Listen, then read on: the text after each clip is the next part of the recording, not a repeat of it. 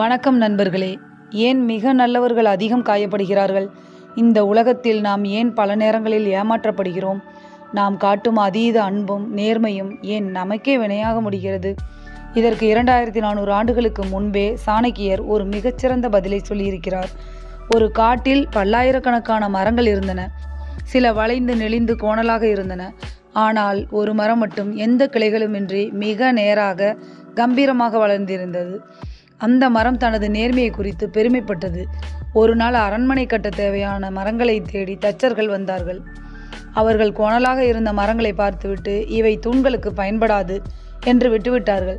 ஆனால் நேராக நின்ற அந்த மரத்தை பார்த்ததும் இதுதான் சரியான மரம் என்று கூறி முதலில் அதைத்தான் வெட்டி வீழ்த்தினார்கள்.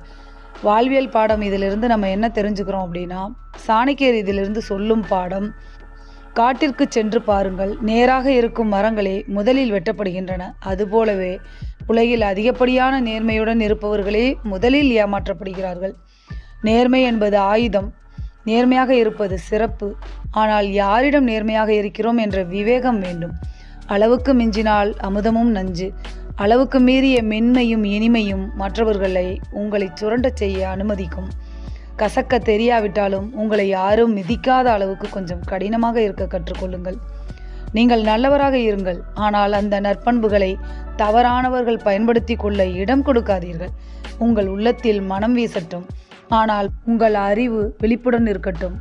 மனதின் வாசம் இங்கே உண்மைகள் பேசும்.